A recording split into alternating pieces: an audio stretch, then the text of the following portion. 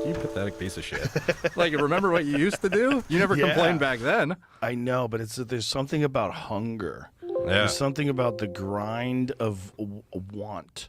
You know, God, I want it to work out. I want to be great. I want this. I want that. And that grind of wanting something, it's like it fuels you in a way that nothing else is capable of fueling you.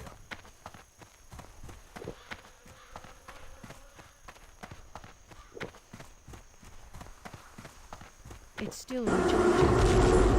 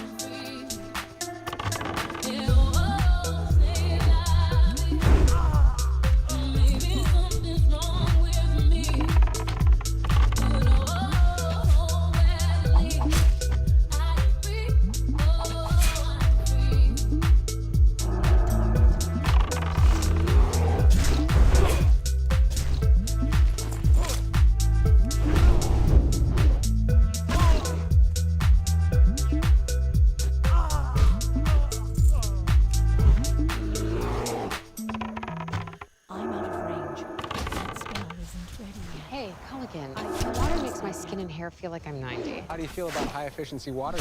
I can't leave that.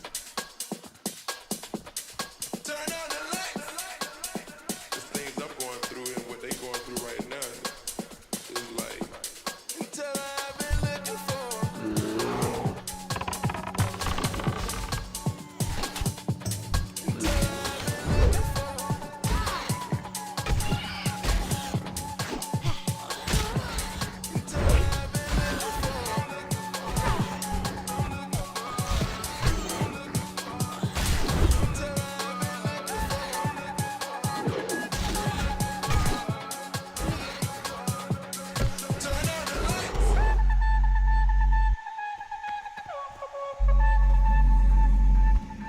Turn on the lights.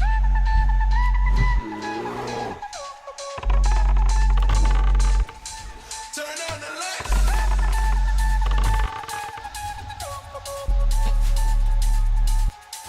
Turn on the lights.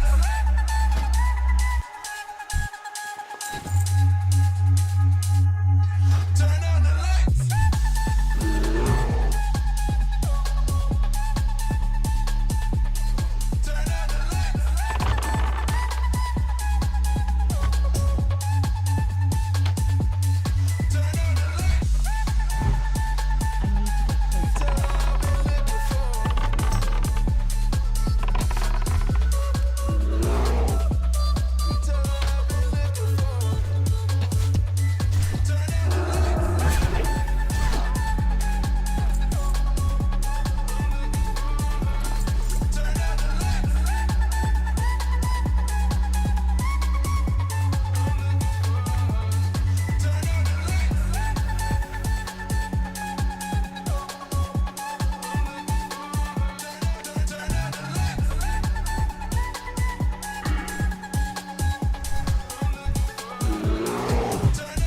It's too far away.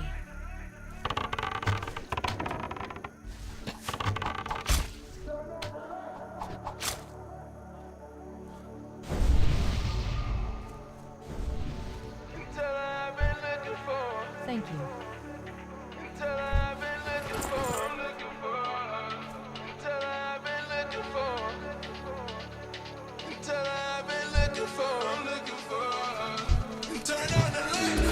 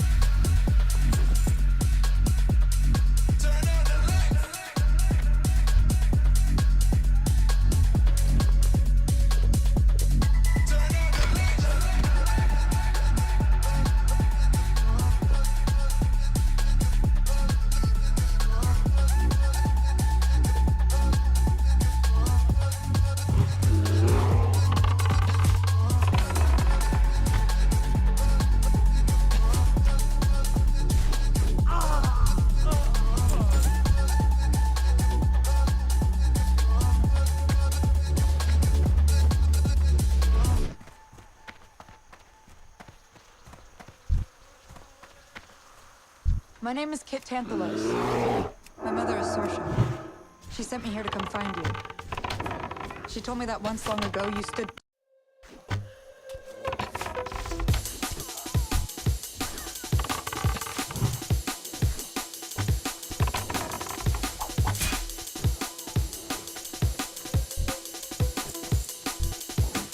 Inventory is full. I can't attack that target.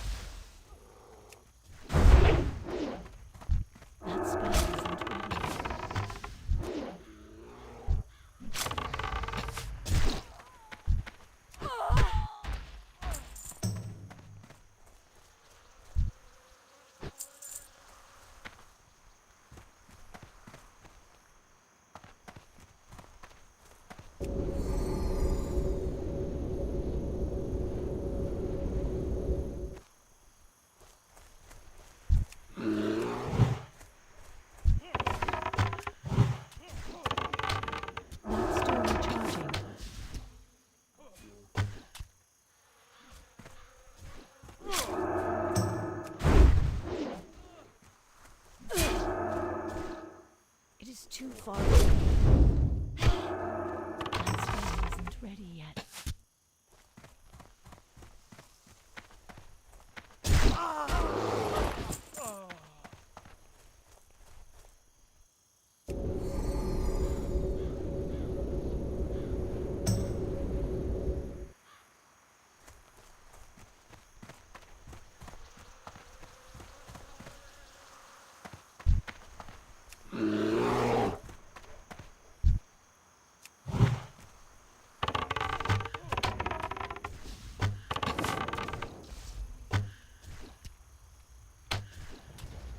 I can't use that now.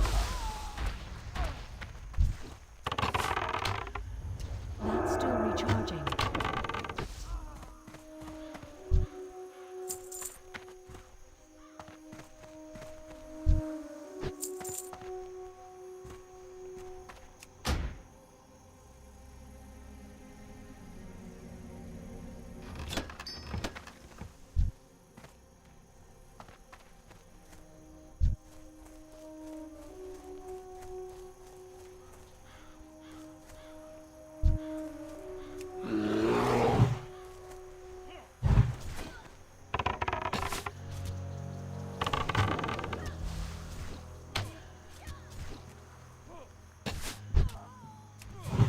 I can't cast it.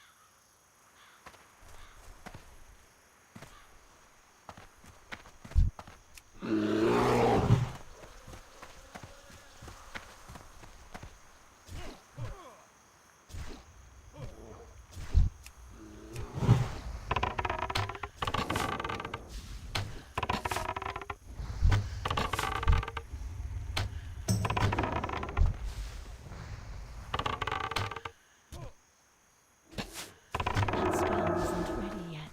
That's still recharging.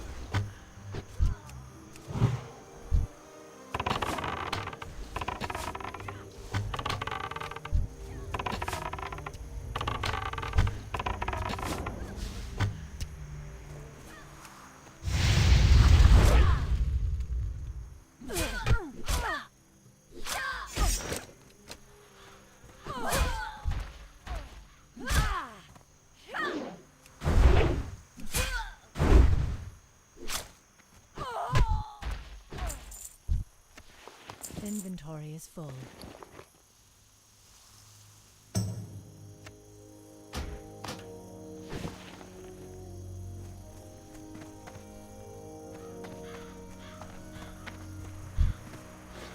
I can't carry anymore.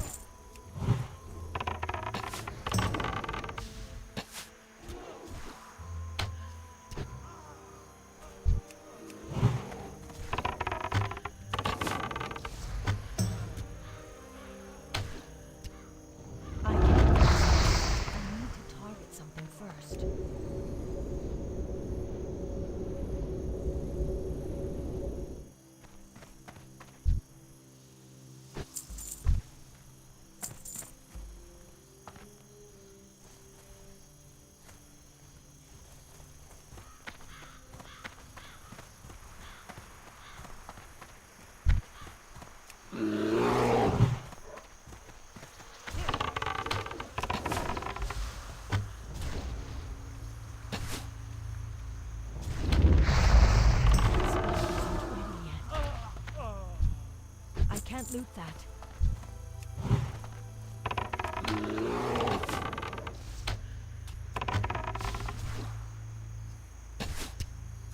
That's still recharging.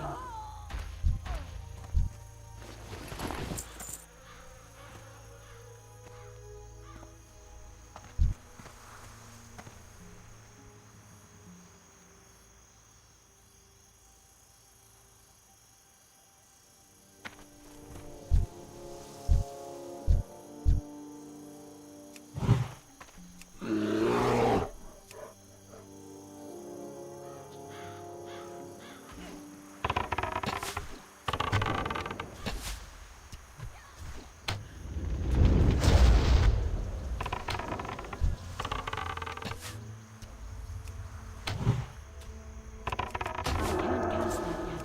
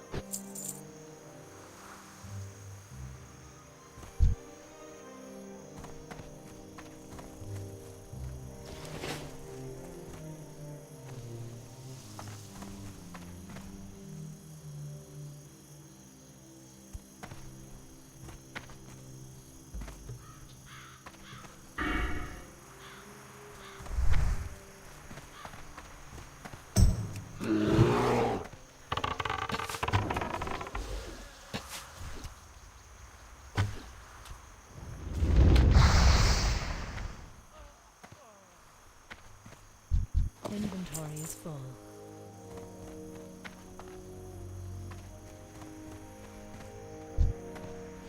I can't carry any more.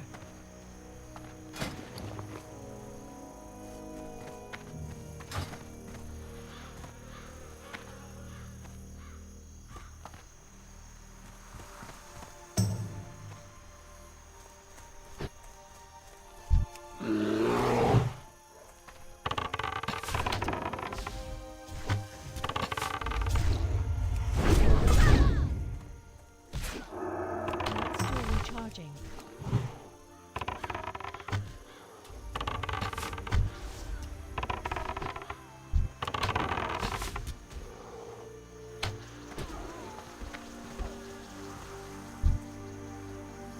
Inventory is full.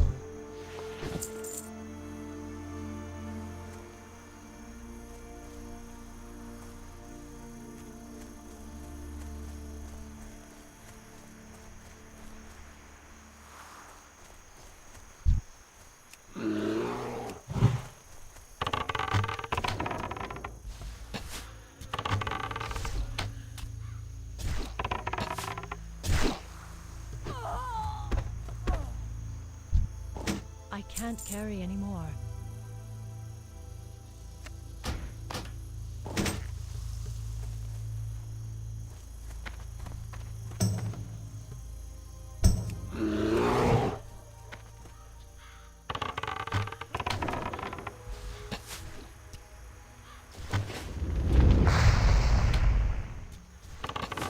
I don't have a target.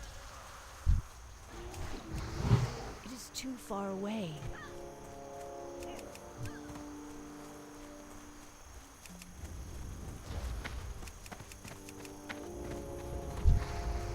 It's not ready yet.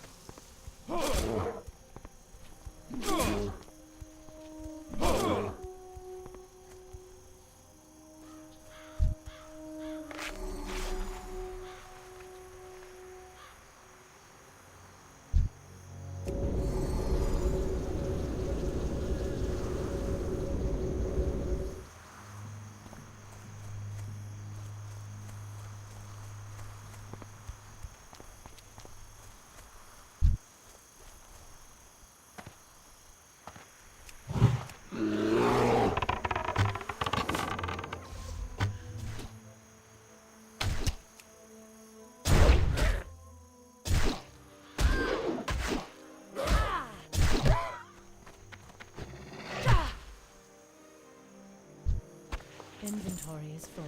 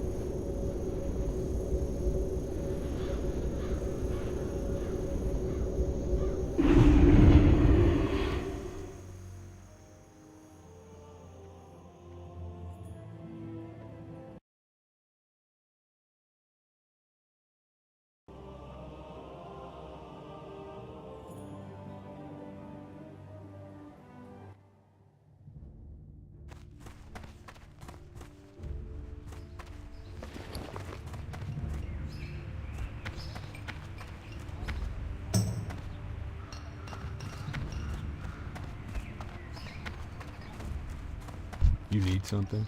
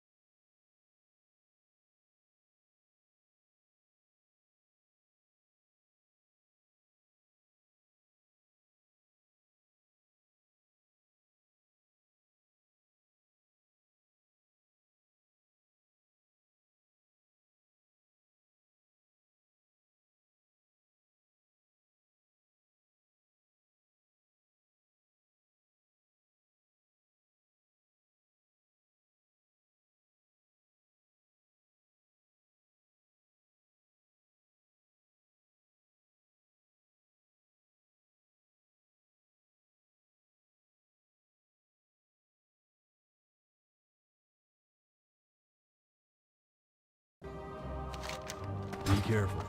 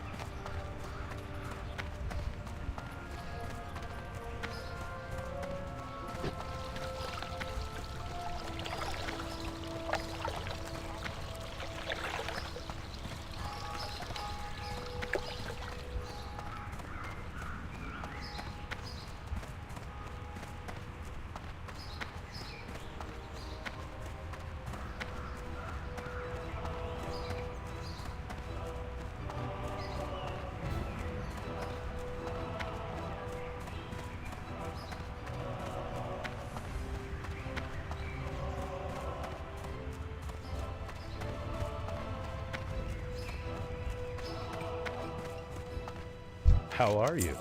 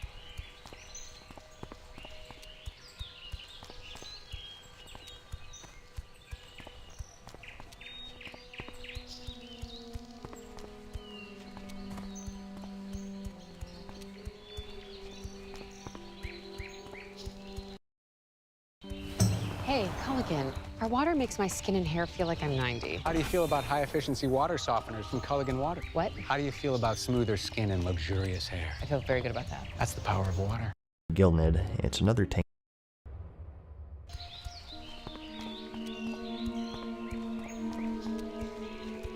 Hey guys, what's up? Mad Season here, back with another video for you.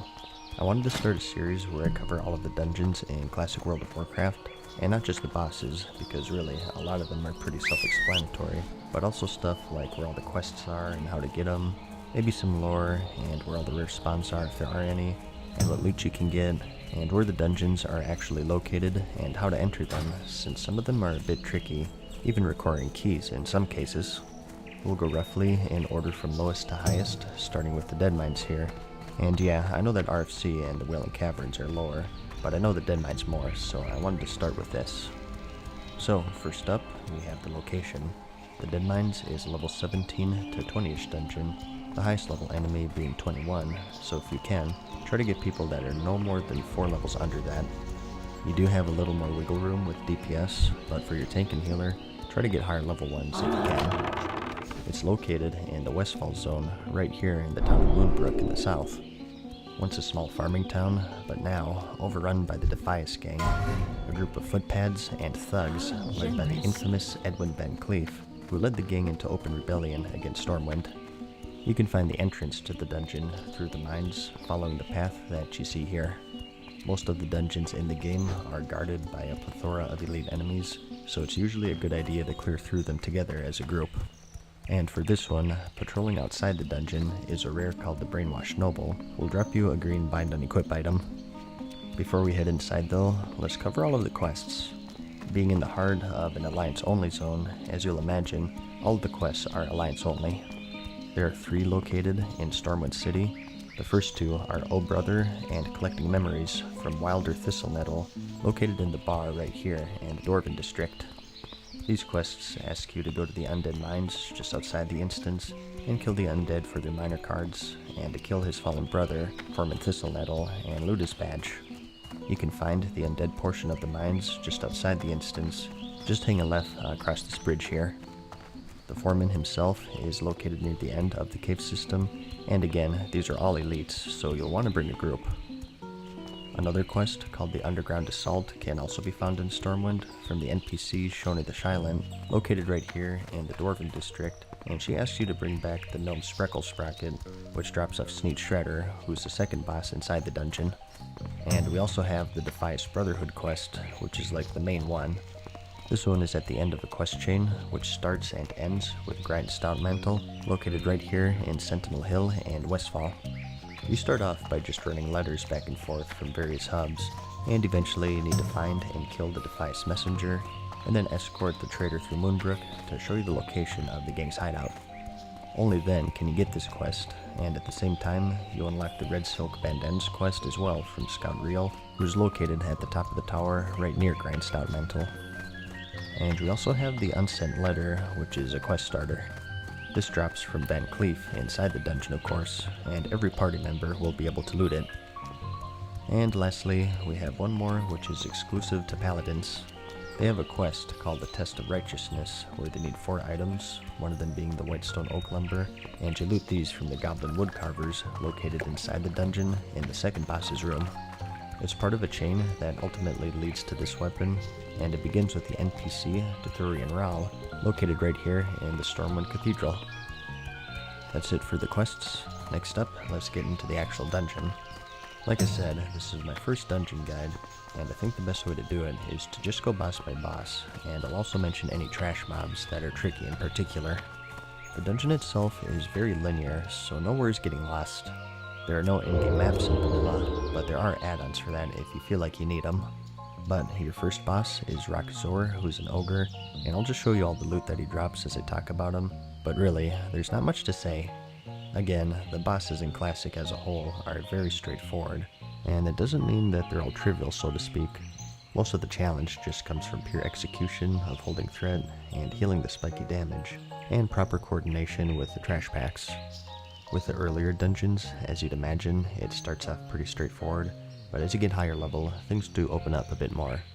But we're getting off track here. Back to Rakazor. He just has a lot of health and hits harder pretty much. He does have 2 mobs with him to his left and right, and if you wait, you can pull them separately, but it's not a huge deal if you pull everything anyways. One thing to keep in mind though with this dungeon is that for every boss you kill, a patrol will spawn behind you, so it's prudent to backtrack a bit or just wait so they don't sneak up on you while you're fighting something else. Next, we have a rare spawn, and that's Miner Johnson. Giggity. Right after Roxor, you'll have a fork, and to the left in this dead end, Johnson will sometimes spawn, and he drops the following items, and again, another tank and spank here. But the next boss is Sneed and his Shredder. Again, pretty straightforward.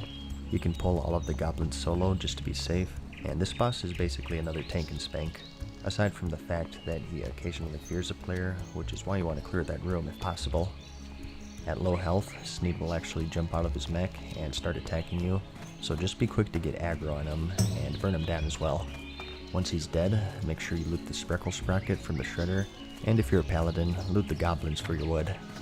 And just like last time, a patrol will spawn behind you, so go clear him out. But next, we have Gilnid. Lots of trash to clear to get to him. The engineers will summon these little mechs, so try to kill them first and stun them. And as for Gilnid, it's another tank and spank. Once he's dead, make sure that you clear the patrol that spawns behind you. This one spawns pretty far back though, so you can do a few pulls before they catch up. In the room after him will be a locked door with a cannon in front of it, and if you have a rogue or a key, you can just open the door to get in silently. Otherwise, you have to go to this little nook and loot some gunpowder, and use the cannon to brute force your way in. Doing this spawns some extra guards though. And the next boss is Mr. Smite. This is actually a 3-phase boss fight. Throughout the fight, he'll stun the entire group and go switch weapons, and the only thing that you need to keep in mind here is that he has 2 stealthed guards with him, so you want to kill these guys first, because if they're up when he stuns you, you're probably dead. So just focus him down, and if you feel like you need to, you can pull him back a ways. Doing this will increase the time it takes for him to get his weapons, giving you more time to regroup and heal up between the stuns. And next up, we have Cookie. You can find him right after you go up the ramp to the boat, sort of to the left. He patrols a small portion of the boat right here. A pretty simple fight here as well, just try to pull him alone. He drops a really nice wand that your casters will definitely want, and even a Siamese cat. Heading up the boat though, we have Captain Greenskin, and the only tricky thing with him is that he'll be accompanied by 2 ads. So either CC or burn those down first, whichever you desire, and as long as you don't pull extra ads, you should be good. And lastly, hidden in the shadows is Edwin Van Cleef, the highest level enemy in the dungeon. He's a bit harder than he first appears because he has 2 stealthed rogues accompanying him. You want to kill these rather than CC them really, because at 50% he summons 2 more ads, so it's best to take care of those before things get out of hand in my opinion. Other than that though, it's just a large amount of damage on your tank. Just pick up the ads when they spawn, stay on top of heals, take them out, and loot his head and get your quest starter, and hopefully by now you've looted all of your bandanas from all the trash in the instance. If not, there are more Defias on the deck below, and heading east is the actual exit of the dungeon if you prefer to run out as a group. And that's it. Those are the Dead Mines in a nutshell, all of their quests, bosses, rares, and loot. Like I said, this is my first dungeon guide, and these early ones are kind of straightforward, but I still wanted to cover them mainly for the quests. They do get more complex the higher level they are, the most labyrinthine ones probably being the Blackrock Depths or the Sunken Temple, so I think those will make for more interesting videos hopefully. I plan on covering all of them as we get ready for the release of Classic, so if you have any suggestions, by all means let me know. In the description, I'll have my whole playlist linked, so definitely check that out if you found this video handy and you plan on doing more. I hope that this video did help though. Like it if you liked it, and I'll see you in the next one. Peace.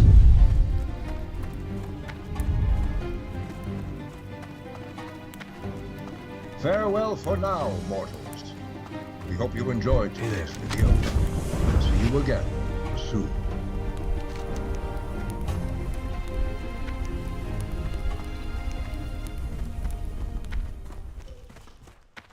Do you see this? Wow! welcome to your holiday headquarters. Yeah, this is amazing. This is mine. Only $14.99. Perfect. My goodness. Getting this, and this, and this. $14.99?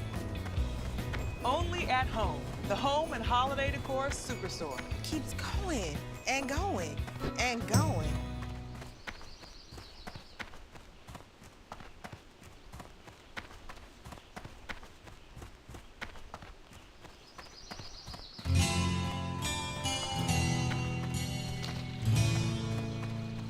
Hello. Be careful.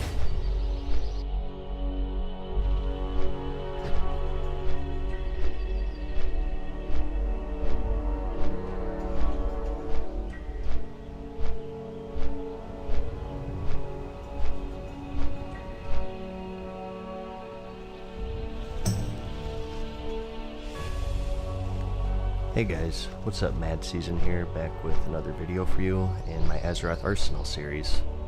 Yeah, this series does still exist. Sorry it's been a while. Usually for these, I like to show off the best of the best weapons, ones that have been firmly established in the lore as these mythical items wielded by only the most powerful figures. But in this one, we're gonna go to the opposite end of the spectrum. We'll cover the biggest disappointments. Items that, if other players saw that you have equipped, they would shake their heads and laugh. This particular grouping will be from Classic World of Warcraft because, well, as much as I tout vanilla, the itemization was all over the place. It was the growing stages still, and there was a lot of experimentation. Some were great successes, and others great failures. What better way than to start off with Vendor Strike? This was a polearm type weapon found in the first raid, the Molten Core, specifically from the Sulfuran Harbinger boss. It's quite the unique case too, because it's a 2-for-1. You looted the base as Shadow Strike, but if you used it, it would transform into a new weapon entirely, which is Thunder Strike. Let me put you in the moment. This was the very beginning of raiding back then. No one knew what they were doing, and these raids were mad scrambles for the mythical purple quality items. Coming from dungeons, even a full set of blues was a status symbol for a good while there, so how could a purple, let alone a purple weapon, possibly be bad? Well, for a few reasons. First is due to the weapon speed. Both versions have a speed of 3.10, which is quite fast for the time. Back then, when we had variable weapon speeds, the slower the better, since your ability damage would increase the higher the damage range the weapon had.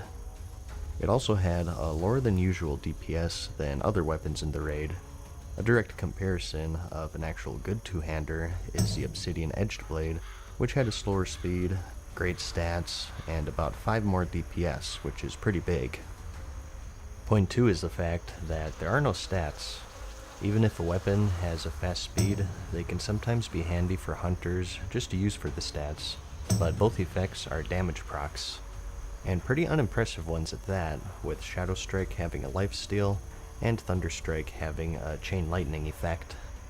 And lastly, it's simply because they're polearms, one of the least used weapon types in the game at that point. Only a few classes could even wield it, and as you may know, these were still the days of weapon skills. You had to level each one manually, and since there were so few polearms in the game, most people had a low skill in wielding them anyways. So, because of all of this, players were eventually able to look past its shiny color, and it became the black sheep of weapons in vanilla. Shadow Strike, Thunder Strike, people preferred Vendor Strike or Nexus Strike, referring to the material enchanters get when disenchanting it. Rest assured, if you were walking around with this back then, you'd be on the receiving end of quite a few derisive remarks. Looking past that though, I do look to it quite fondly, solely due to its uniqueness. How many items were there that transformed upon use? Off the top of my head, there's just Anathema and Benediction, which were the pre-staves. So, although it sucked, it did have that redeeming quality of being unique and interesting, I thought. Something that just plain sucked though was the Lion Horn of Stormwind. A trinket, which when struck in combat, has a 1% chance of increasing all party members' armor by 250. An item so bad, it even has a grammar mistake in its description. I feel like I don't really need to explain just why this is so horrible, but I'll do it anyways. At the maximum level, 250 armor is nothing, let alone a 1% chance to proc it. It's about a 1% difference at the max level if it's up. Armor is something that scales with level, but since it requires a laughable level 58 to equip, it doesn't matter anyways. Greetings. Be careful. The party member bonus can be effectively ignored because only the tank should be getting hit with physical attacks anyways, and if that's not the case, a 1% chance at 250 isn't gonna help you. But wait, we've overlooked something all these years. Can you see what we missed? That's right, it's not unique, so slap 2 of these bad boys on, and you'll be the horniest player in the game. Next, we have a